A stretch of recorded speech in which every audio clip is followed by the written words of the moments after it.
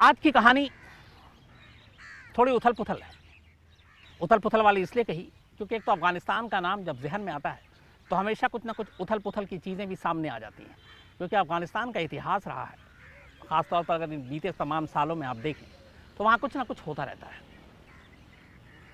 एक देश के प्रेसिडेंट या यूँ कहें कि एक देश के राष्ट्रपति को जिस तरीके की मौत अफ़गानिस्तान में दी गई, हालांकि बहुत सारे ऐसे राष्ट्र अध्यक्ष हैं, प्राइम मिनिस्टर, प्रेसिडेंट, डिक्टेटर, दुनिया भर में जिनके अलग अलग वक्त में कत्लेआम हुए, लेकिन अफ़गानिस्तान के एक राष्ट्रपति की मौत जिस तरीके से हुई और जो तस्वीरें पूरी दुनिया ने देखी उस मौत की, वो अफ़गानिस्तान का एक दूसरा चेहरा सामने लाता है। और वो चेहरा ये था कि उस तस्वीर के ज़रिए जिसमें अफ़गानिस्तान के एक राष्ट्रपति का कत्ल होता है, पहली बार दुनिया ने जाना कि तालिबान आगे चलकर अफ़गानिस्तान का क्या हाल करेगा। हालांकि इस एक मौत से तब ये लगा था कि शायद बहुत सारी चीज़ें बदलेंगी, लेकिन दरअसल तालिबान की क्रूरता की शुरुआत इसी एक मौत से हुई। मैं बात कर रहा हूँ अफ़गानिस्तान के राष्ट्रपति नजीबुल्लाह के कत्ल की। आज कहानी नजीबुल्लाह की मौत की, जिनकी लाश को बाकायदा राजमहल के आगे एक लैंप पोस्ट पर टांगा गया था। किस तरीके से मारा गया, किस तरीके से नजीबुल्लाह उससे पहले बचने के लिए 4.5 साल तक कोशिश करते रहे, किस तरीके से नजीबुल्लाह एक कंपाउंड में 4.5 साल तक खुद को समेट कर रखे हुए थे और अफ़गानिस्तान या काबुल से बाहर निकलने की कोशिश करते रहे, लेकिन 4.5 साल में वो मौका कभी नहीं मिला। बहुत सारी बातें ये भी उठती हैं कि शायद भारत ने अपने कुछ नए दोस्त बनाने के चक्कर में उस वक्त पुराने दोस्त की जो मदद करनी थी वो शायद नहीं की।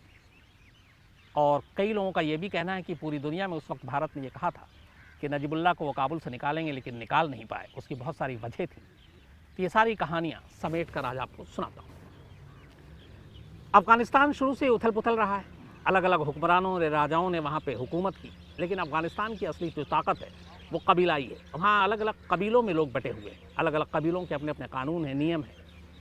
और सरकार काबुल में किसी की भी हो, वो सारे कबीले के लोगों को साथ लेकर चलने की कोशिश करते हैं, लेकिन हर कबीले की अलग सोच है। कुछ कबीले के लोग सामने आते हैं, साथ आते हैं, कुछ नहीं आते हैं, और यही चीज़ें वहाँ पे एक फसाद की जड़ बनी रहती है शुरू से। आखिरी राजा मोहम्मद ज़ाहिर शाह अफ़गानिस्तान के राजा हुआ करते थे। 1973 में इन्होंने अपने एक चचेरे भाई को, जिनका नाम था मोहम्मद दाऊद, अफ़गानिस्तान का प्राइम मिनिस्टर बनाया, लेकिन बाद में दाऊद प्राइम मिनिस्टर बनते ही खुद ज़ाहिर जो राजा थे उन्हीं का पत्ता काट दिया और अफ़गानिस्तान को एक गणतंत्र देश घोषित कर दिया। लेकिन 5 साल के अंदर अंदर फिर दाऊद का भी पत्ता कट गया और एक क्रांति हुई, और उस क्रांति के बाद अफ़गानिस्तान में एक तरह से कम्युनिस्टों का दखल शुरू हुआ और डेमोक्रेटिक रिपब्लिक ऑफ अफ़गानिस्तान के नाम से एक नया अफ़गानिस्तान का जन्म हुआ। और अब यहाँ पे एक अफ़गानिस्तान ऐसा देश जहाँ पे कट्टर मुस्लिमवाद सारी चीज़ें थी, वहाँ पे कम्युनिस्ट का आना अपने आप में हैरान करने वाली चीज़ थी, लेकिन यही हुआ। धीरे धीरे कम्युनिस्टों ने अफ़गानिस्तान पे अपनी पकड़ जो मजबूत करने की कोशिश की, लेकिन जैसा मैंने बताया कि कबीलाई ताकत वहाँ बहुत ज़्यादा मजबूत है। तो पूरे अफ़गानिस्तान में तो नहीं, लेकिन फिर भी एक बड़े हिस्से पर कम्युनिस्ट की सरकार आई और उसमें सीधा दखल था सोवियत संघ का। उस वक्त सोवियत संघ एक हुआ करता था, लेकिन सोवियत संघ ने जब अफ़गानिस्तान में अपने पैर पसारने शुरू किए वहाँ की कठपुतली सरकार के ज़रिए, तो अमेरिका को भी ये पसंद नहीं आया, बर्दाश्त नहीं हुआ। CIA काम पे लग गई, साथ में उन्होंने पाकिस्तान को मिलाया और इन दोनों ने मिलकर कम्युनिस्ट सरकार के ख़िलाफ़ विरोध करने या उनको जड़ से उखाड़ फेंकने के लिए जो वहाँ की कबीलाई ताकत थी, जो अलग अलग इलाके में, उनको इकट्ठा करना शुरू किया। ये CIA के पहल पे हुआ और पाकिस्तान ने मदद की और बाकायदा इन लोगों को ट्रेनिंग दी गई। शुरू में इनका नाम रखा गया मुजाहिदीन, जो अफ़गानिस्तान से कम्युनिस्ट की सरकार को उखाड़ फेंकी। और यहीं पे एक तरह से अमेरिका ने, जो अमेरिका का पुराना इतिहास रहा हो, चाहे वो अलकायदा हो, चाहे ISIS हो या फिर तालिबान हो, खड़ा अमेरिका नहीं किया। तो कम्युनिस्ट सरकार को उखाड़ फेंकने के लिए, सोवियत रूस को कमज़ोर करने के लिए अमेरिका की CIA और पाकिस्तान ने मिलकर अफ़गानिस्तान की कबीलाई ताकत को एक नया नाम दिया, एक मुजाहिदीन। और इसके बाद इन लोगों को बाकायदा पाकिस्तान में ट्रेनिंग दी गई, हथियार दिए गए, हथियार चलाने की ट्रेनिंग दी गई। और अब इन्होंने अफ़गानिस्तान में कम्युनिस्ट सरकार के ख़िलाफ़ आवाज़ उठाना और एक तरह से खून खराबा शुरू कर दिया। इसी दौरान में सोवियत संघ की मेहरबानी से नजीबुल्लाह को अफ़गानिस्तान का राष्ट्रपति चुना गया। बाकायदा 1987 में नजीबुल्लाह अफ़गानिस्तान के राष्ट्रपति बने और सोवियत संघ का उनके ऊपर हाथ था। अफ़गानिस्तान में नजीबुल्लाह को लेकर एक सोच ये थी कि नजीबुल्लाह वो है जो नास्तिक है, वो इस्लाम को नहीं मानता, वो खुदा को नहीं मानता, कम्युनिस्ट है और सोवियत संघ का पिट्ठू है। ये एक राय थी। 87 में नजीबुल्लाह के बनने के बाद इस दौरान में अब सोवियत ने अपनी सेना तक भेज दिया अफ़गानिस्तान में। उसके बाद राष्ट्रपति बनाया नजीबुल्लाह को। लेकिन फिर CIA और पाकिस्तान के दखल के बाद ये लगा सोवियत संघ को कि ये मामला लंबा खींचेगा और इसीलिए नजीबुल्लाह को सत्ता में बिठाने के बाद करीब 9 साल तक सोवियत संघ की सेना अफ़गानिस्तान में रही और 1989 में सोवियत संघ ने अब ये फैसला किया कि वो अपनी सेना को अफ़गानिस्तान से वापस बुला लेगी और 1991 में बुला भी लिया। सोवियत सेना अचानक वापस लौट गई। नजीबुल्लाह अब अकेले पड़ गए। इधर अफ़गानिस्तान में धीरे धीरे मुजाहिदीन की ताकत बढ़ती गई। सोवियत सेना का सर से हाथ हटने के साथ ही नजीबुल्लाह कमज़ोर भी पड़ गए। सत्ता पे भी उनकी पकड़ कमज़ोर पड़ गई और धीरे धीरे मुजाहिदीनों का ग्रोह जो है, गैंग जो है, वो मजबूत होता गया और यहीं से पहली बार तालिबान का नाम उठना शुरू हुआ था। लेकिन उस वक्त तक तालिबान एक नहीं था, बल्कि सारे कबीलाई और अलग अलग जो मुजाहिदीन थे, करीब ऐसे 15 गुट थे जो अलग अलग नामों से सोवियत संघ की सेना और उसकी बनाई हुई सरकार को अफ़गानिस्तान से उखाड़ फेंकना चाहते थे। मौका मिला सोवियत सेना की अफ़गानिस्तान से विदाई के बाद। सोवियत सेना अफ़गानिस्तान से लौट गई और उनके जाने के बाद नजीब अब अकेले पड़ गए। अकेले इतना कि अब मुजाहिदीनों की ताकत दिन ब दिन बढ़ती जा रही थी। उनकी ताकत के आगे एक बार नजीबुल्लाह ने बाकायदा 1991 में ये ऐलान किया कि अगर कोई दूसरी वैकल्पिक सरकार आ जाती है तो वो अपनी कुर्सी छोड़ने को तैयार है प्रेसिडेंट की, लेकिन जब तक वैकल्पिक सरकार नहीं आती है वो अफ़गानिस्तान की कुर्सी पर, जो प्रेसिडेंट की कुर्सी, उस पर बैठे रहेंगे। लेकिन मुजाहिदीन इसके लिए तैयार नहीं थे। लगातार हमले हो रहे थे, नजीबुल्लाह की जान को ख़तरा बढ़ता जा रहा था और आखिरकार इंटेलिजेंस इनपुट के बाद अप्रैल के पहले हफ्ते में 1992 में नजीबुल्लाह को लगा कि अब उनकी जान को ख़तरा है, तो उनकी परिवार जो है, पत्नी और 3 बेटियाँ, उन्होंने उन्हें दिल्ली भेज दिया सुरक्षा की वजह से। भारत सरकार ने उनको यहाँ पे बोला कि आप मेहमान होंगे हमारे, और भारत सरकार ने नजीबुल्लाह की वाइफ और 3 बेटियों को शरण देने के लिए हामी भर ली। इसके बाद वो परिवार दिल्ली आ गया। परिवार के दिल्ली आने के बाद हालात और बिगड़े अगले 2 हफ्ते में और नजीबुल्लाह को ये बताया गया कि अब यहाँ रहना उनके लिए ख़तरे से खाली नहीं है। भारत सरकार से उन्होंने मदद मांगी। संयुक्त राष्ट्र यानी कि यूनाइटेड नेशन की मदद से ये तय हुआ कि नजीबुल्लाह को काबुल से निकाला जाएगा और भारत लाया जाएगा, दिल्ली। 17 अप्रैल 1992 की ये बात है। 17 अप्रैल 1992, 2 हफ्ते पहले नजीबुल्लाह की वाइफ और 3 बेटियां दिल्ली पहुंच चुकी थी। काबुल में संयुक्त राष्ट्र यानी कि यूनाइटेड नेशन के जो इंचार्ज थे वो नजीबुल्लाह के घर पहुंचते हैं रात करीब 1:30 बजे। यूनाइटेड नेशन का एक प्लेन काबुल एयरपोर्ट पे खड़ा हुआ था। तय ये होता है कि नजीबुल्लाह को लेकर उनके घर से एयरपोर्ट जाया जाएगा, प्लेन में बिठाया जाएगा और फिर उन्हें दिल्ली लाया जाएगा। जो वहाँ के इंटरनल सिक्योरिटी मिनिस्टर थे, चूँकि तब तक मुजाहिदीन काबुल की सड़कों तक भी पहुँच चुके थे, वो एक कोडवर्ड देते हैं ताकि रास्ते में जहाँ जहाँ भी कोई सुरक्षा घेरा है या बैरिकेड्स हैं, वो उस कोड को बताएंगे तो उन्हें आगे जाने की इजाज़त दी जाएगी और फिर उससे ये भी होगा कि उस कोडवर्ड के ज़रिए ये भी पता चलेगा कि सामने कोई दुश्मन तो नहीं है। तो यूनाइटेड नेशन के प्रतिनिधि नजीबुल्लाह के घर पहुंचते हैं रात करीब 1:30 बजे। नजीबुल्लाह, उनके भाई, उनके गार्ड, कुल 9 लोगों का अमला था। 9 लोगों का ये अमला तमाम सामान लेकर 3 गाड़ियों में सवार होता है और काबुल एयरपोर्ट के लिए निकल जाता है। रास्ते में जहाँ जहाँ भी चेकिंग थी, बैरिकेड्स थे, वहाँ उस इंटरनल मिनिस्टर के जो दिए हुए कोड थे, जो नजीबुल्लाह को निकालने के लिए वहाँ से कोड खास तौर पे बनाया गया था, वो बताते गए और बैरिकेड्स खुलते गए और वो एयरपोर्ट के करीब जाते गए। अब एयरपोर्ट और नजीबुल्लाह के काफ़िले के बीच सिर्फ आखिरी बैरिकेड्स बचा था। इसके बाद उन्हें एयरपोर्ट के अंदर दाखिल होना था। उस आखिरी बैरिकेड्स के बाद भी पास जाकर गाड़ी का काफ़िला रुकता है। सबसे अगली गाड़ी में यूनाइटेड नेशन के प्रतिनिधि थे, नुमाइंदे थे। वो अपना कोड बताते हैं, लेकिन कोड सुनने के बावजूद जो सैनिक वहाँ पे तैनात था वो बैरिकेड खोलने और उन्हें आगे जाने की इजाज़त देने से मना कर देता है। वो 2-3 बार कोड बताते हैं, फिर भी नहीं सुनता। नजीबुल्लाह के जो गार्ड थे AK-47 से लैस, वो बाहर आते हैं, सैनिकों से बहस होती है। नजीबुल्लाह तक बात पहुंचती है। नजीबुल्लाह फिर उतरते हैं, चीखते हैं, बताते हैं कि वो कौन है, लेकिन सैनिक उन्हें जाने नहीं देते। इस दौरान में तब उन्हें एक सैनिक कहता है कि हम आपको जाने तो दे दें, लेकिन आप अगर एयरपोर्ट गए तो एयरपोर्ट जाते ही आप लोगों को मार दिया जाएगा, क्योंकि पूरे एयरपोर्ट पर एक मुजाहिदीन ग्रुप जो है, जिनके नेता दोस्तम, उन्होंने कब्जा कर रखा है। इस दौरान में नजीबुल्लाह का एक स्टाफ एयरपोर्ट पे बात करता है और उस प्लेन में बात करता है जिस प्लेन में यूनाइटेड नेशन के बाकी जो नुमाइंदे सवार थे, जो इंतज़ार कर रहे थे नजीबुल्लाह के वहाँ आने का और प्लेन में बैठाकर दिल्ली ले जाने का। उनको फ़ोन किया जाता है, वो उधर से जवाब देते हैं कि मैं रनवे पे हूँ, फ़्लाइट खड़ी हुई है, लेकिन चारों तरफ यहाँ पे सैनिक हमारे प्लेन को घेर कर खड़े हुए हैं। एयरपोर्ट पे दोस्तम के लोगों ने कब्जा कर रखा है और मैंने अपने प्लेन का दरवाज़ा अंदर से बंद कर लिया कि कहीं सैनिक ऊपर सवार ना हो जाए, तो यहाँ हालात ख़राब हैं। ये सुनने के बाद नजीबुल्लाह को एहसास हो जाता है कि एयरपोर्ट जाना ख़तरनाक होगा। यूनाइटेड नेशन के नुमाइंदे से पूछते हैं अब क्या करना है। वो कहते हैं वापस चलना है। तो कहते हैं कहाँ? आपके घर। नजीबुल्लाह को एहसास हो जाता है कि जब एयरपोर्ट तक मुजाहिदीन घुस चुके हैं और उन्हें अब ये पता है कि कारवां उनका निकला है और वो इन काबुल छोड़ने वाले हैं, तो घर उनके लिए महफूज नहीं है। वो यूनाइटेड नेशन के रिप्रेजेंटेटिव से कहते हैं कि मुझे घर पे सुरक्षा नहीं मिल पाएगी, मैं काबुल में यूनाइटेड नेशन के कंपाउंड में चलकर रहूँगा, क्योंकि वहाँ ज़्यादा सेफ है। गाड़ियों का काफ़िला रात 3:30 बजे के करीब मुड़ता है एयरपोर्ट से वापस, और नजीबुल्लाह कंपाउंड पहुँचते हैं, यूनाइटेड नेशन के अपने घर नहीं जाते।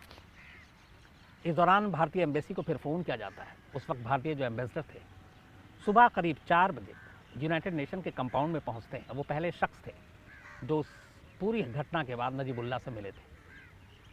नजीबुल्लाह और यूनाइटेड नेशन के ऑफिशियल उन्हें सारी चीज़ बताते हैं कि एयरपोर्ट पे किस तरीके से कब्ज़ा हो गया, लेकिन काबुल से निकलना है, कैसे निकला जाए, भारत इसमें मदद करे। वो दिल्ली बात करते हैं अपने एम्बेसडर वहाँ से और सारी हालात बताते हैं। इसके बाद वो कहते हैं कि चलिए हम आपको इंडियन एम्बेसी में लेकर चलते हैं, लेकिन नई दिल्ली इंडियन एम्बेसी में उन्हें रखने से इजाज़त देने से मना कर देता है। कहता है कि अगर नजीबुल्लाह को हमने शरण दिया काबुल के भारतीय दूतावास में तो उसके बड़े सारे नुकसान होंगे। पहला, मुजाहिदीनों को जब यह एहसास होगा तो फिर मुजाहिदीनों से आगे चलकर बातचीत के रास्ते बंद हो जाएंगे, क्योंकि उनकी नज़र में उनके एक दुश्मन को भारत पनाह दे रहा है। नंबर 2, काबुल में उस वक्त बहुत सारे भारतीय हिंदुस्तानी रह रहे थे, मुजाहिदीन उनको भी अपना निशाना बना सकते हैं क्योंकि नजीबुल्लाह को भारत ने पनाह दी है। तो ये सारे हालात उस वक्त ठीक नहीं थे, तो भारत सरकार ने स्टैंड लिया कि काबुल में भारतीय दूतावास में रखना सेफ नहीं है, वो यूनाइटेड नेशन के कंपाउंड में ज़्यादा सेफ है। इस तरीके से नजीबुल्लाह भारतीय दूतावास तक नहीं पहुंच पाए। दिन होते होते ये खबर पाकिस्तान तक पहुंची। पाकिस्तान ने अपने एम्बेसी में उनको सुरक्षा देने और एम्बेसी में रखने के लिए हामी भर दी। पाकिस्तान और ईरान के नुमाइंदे पहुंचते हैं यूनाइटेड नेशन के दफ्तर में, नजीबुल्लाह से बात करते हैं, लेकिन नजीबुल्लाह को पाकिस्तान और ईरान पर भरोसा नहीं था, क्योंकि नजीबुल्लाह का मानना था कि अफ़गानिस्तान में जो मुजाहिदीन हैं, जो तालिबान का जन्म हो रहा है, जो उनके पास हथियार हैं, जो उन्होंने ट्रेनिंग ली है, वो खुद पाकिस्तान ने दी है अमेरिका की मदद से। इसलिए पाकिस्तान और ईरान दोनों पर भरोसा नहीं था। वो पाकिस्तानी दूतावास में उनके साथ जाने से साफ इनकार कर देते हैं। इस दौरान में लगातार कोशिश होती है काबुल से निकालने की नजीबुल्लाह को। भारत सरकार की मजबूरी ये थी कि एक तो राजनीतिक कारण, दूसरा कि जिस तरीके से पांव पसार रहा था वहाँ पे तालिबान, आगे चलकर तालिबान से बातचीत मुश्किल थी। तीसरी वजह, जो काबुल और अफगानिस्तान में हिंदुस्तानी थे उनके ऊपर हमले की आशंका थी। तो सीधे सीधे तौर पर काबुल से एलानिया नजीबुल्लाह को निकालना बड़ा मुश्किल काम था। इसलिए भारत सरकार इंतज़ार करती रही, यहाँ तक कि यूनाइटेड नेशन के जो उस वक्त जनरल सेक्रेटरी थे नई दिल्ली आए। प्रधानमंत्री नरसिम्हा राव से उन्होंने मुलाकात की, तैयार करने की कोशिश की नरसिम्हा राव को कि किसी तरीके से काबुल से नजीबुल्लाह को दिल्ली लाया जाए, लेकिन बात तब भी नहीं बनी। भारत हालांकि इसलिए तैयार हो गया कि अगर यूनाइटेड नेशन ऑफिशियली भारत सरकार से कहे तो वो इस मामले में मदद कर सकती है, क्योंकि उससे फिर बहुत सारी चीज़ें आसान हो जाएंगी, लेकिन डायरेक्ट इसमें इन्वॉल्व होना थोड़ा सा ख़तरनाक होगा भारत के लिए। तो बात बनी नहीं, 6 दिन तक बातचीत चलती रही।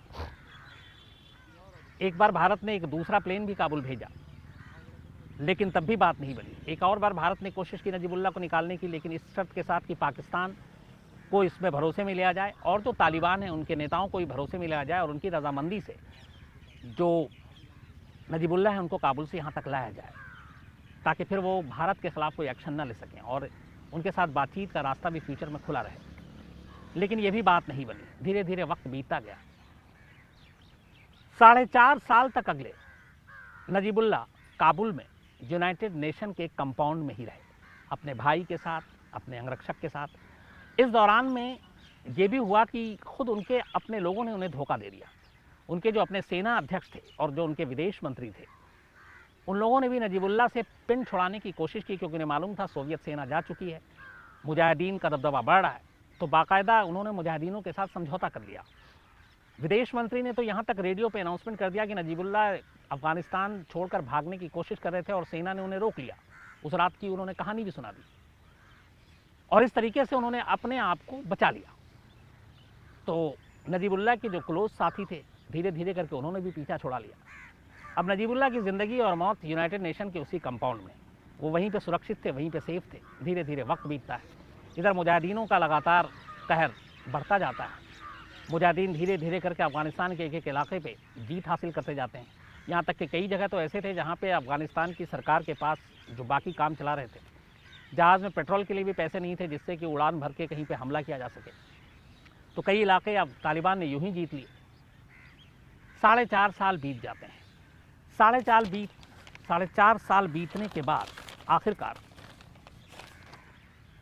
27 सितंबर 1996 का वक्त आता है। 4.5 साल तक नजीबुल्लाह कंपाउंड में थे। काबुल से बाहर निकलने की तमाम कोशिशें हो रही थी, लेकिन बाहर निकलने का कोई रास्ता नहीं था। एयरपोर्ट पे मुजाहिदीनों का कब्ज़ा था। धीरे धीरे अफगानिस्तान पे मुजाहिदीनों का कब्ज़ा होता जा रहा था। यूनाइटेड नेशन के कंपाउंड में चूँकि सुरक्षा कड़ी थी, नजीबुल्लाह सुरक्षित थे। लेकिन 27 सितंबर की सुबह करीब 3 बजे 27 सितंबर 1996, 4.5 साल हो गए थे रहते हुए, अचानक 15 ट्रक यूनाइटेड नेशन के दफ्तर के बाहर काबुल में रुकता है। हर ट्रक में 10 से 12 मुजाहिदीन सवार थे। ये लोग यूनाइटेड नेशन के कंपाउंड के अंदर दाखिल होते हैं। कंपाउंड के जितने मुलाजिम और सुरक्षा कर्मचारी थे वो चुपचाप हथियार डालकर वहाँ से भाग जाते हैं। इसके बाद मुजाहिदीन अंदर घुसते हैं। कुछ जो नौकर थे नजीबुल्लाह को, उनको पकड़ के पूछते हैं नजीबुल्लाह कहाँ है।